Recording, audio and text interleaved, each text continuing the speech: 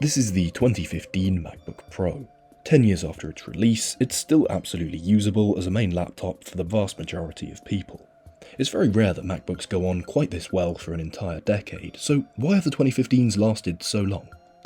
Well, the Intel processors inside these have held up very well for a start. The 15-inch models have 4th generation 4-core i7s inside, with the highest spec version boosting up to 4GHz. 4-core processors are on the lower end of performance these days for Macs, but they're still absolutely usable for tasks like Photoshop, audio production, bigger spreadsheets, and some light video editing. The smaller 13-inch 2015s have 2-core 5th generation i5 or i7s inside. They're certainly not as powerful as quad-core chips, but are significantly more power efficient, which helps with heat and battery life in the smaller aluminium chassis. The top spec 13-inch can boost up to 3.4 GHz. Innovation has slowed down in the world of computer processors over the last decade or so, which is the main reason why these 2015 MacBooks are still so usable.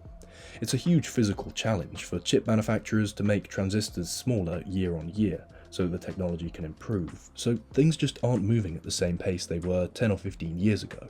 You still see music producers doing live sets with these in front of thousands of people, and it's easy to see why, since they're super reliable and their processors just haven't become obsolete yet.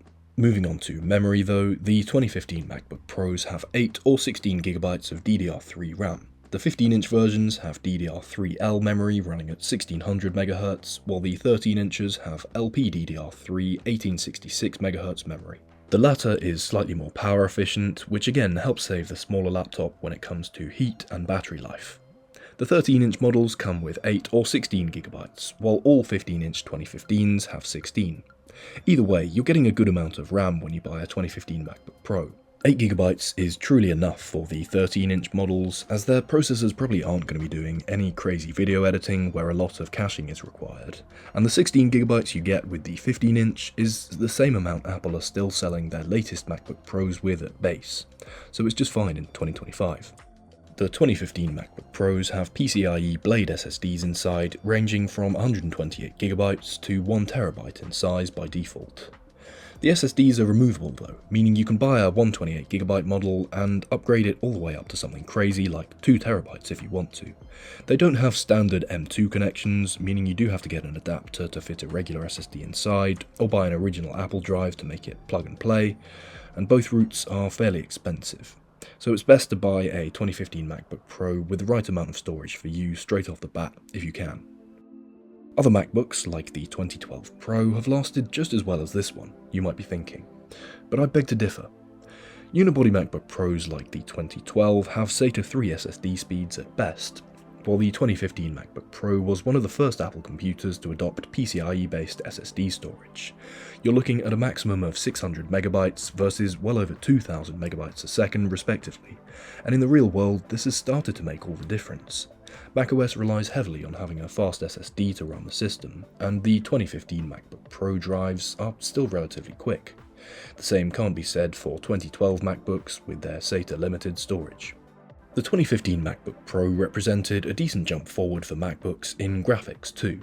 The 13 and 15-inch models with integrated graphics have basic Intel Iris iGPUs, while the dedicated 15-inch models have decently powerful Radeon R9 M370X dedicated GPUs. The Radeon chips are absolutely capable of rendering modern games and can be used for a bit of 3D rendering work at a push. You probably won't be running Cyberpunk 2077 on any 2015 MacBook, but the 15-inch Pro with dedicated graphics is pretty close to that sort of thing. Games like Fortnite, Overwatch, and CS2 are absolutely playable on it. Similarly to CPUs, the world of graphics processors hasn't moved forwards as massively over the last decade. The Nvidia graphics on the 2012, 13, and 14 MacBook Pros are beginning to struggle with support, and are a fair bit weaker than these Radeon ones. The R9 M370X should be good for a few more years though, whether you want to patch your Mac to run Sequoia using the OpenCore Legacy patcher, or just play games in Windows, it's got you fairly well covered. The 2015 MacBook Pros are of course Retina MacBooks. Retina MacBooks were the first Apple laptops to have display resolutions above 1080p, starting in 2012. They still look brilliant after all these years. The 13-inch has a 2560 by 1600 display, while the 15-inch models is 2880 by 1800. While they look fantastic, the screens aren't without their issues. Firstly, all 2015 Pro's screens are likely to delaminate over time. This is where a fine coating on top of the display begins to rub off, making it look like this. It's weird because, despite it being such a major issue, most people don't know that you can just wipe the entire layer off using mouthwash or a similarly alcoholic solution and be done with it. Your screen might be slightly more reflective, and it's a pain to have this defect to begin with, but not the end of the world. There's another problem with these displays though. Because they're so thin, it is pretty easy to break one if you're not careful, and if you need a replacement screen, they're incredibly expensive. It's probably because they haven't been made for so long and are in short supply, but a screen for one on eBay will cost about the same as buying another 2015 MacBook Pro. So look, buy one of these MacBooks, go ahead, but be careful with it. Of course, MacBooks had the same Retina displays from as early as 2012, but it's important to remember these 2015 ones were the first with Force Touch trackpads, as I've mentioned before. Force Touch trackpads are what we have in the latest MacBooks, and they don't actually move. Instead, clicking is simulated using a Taptic engine hidden underneath the trackpad. It was a welcome development on from the moving trackpads of earlier MacBooks, and does make a decent difference if you're considering getting a 2012, 13 or 14 machine instead of this one. A couple more reasons I think the 2015 MacBook Pro has lasted so long are on the sides of this laptop. Firstly, the stereo speakers were pretty top-notch for mid-2010s. These days, MacBooks are absolutely top of the range when it comes to laptop speakers, but that didn't come from nowhere. The 2015's thin but loud speakers are super clear at all volumes and have a weird punch to them that actually seems pretty bass-heavy compared to most other laptop speakers.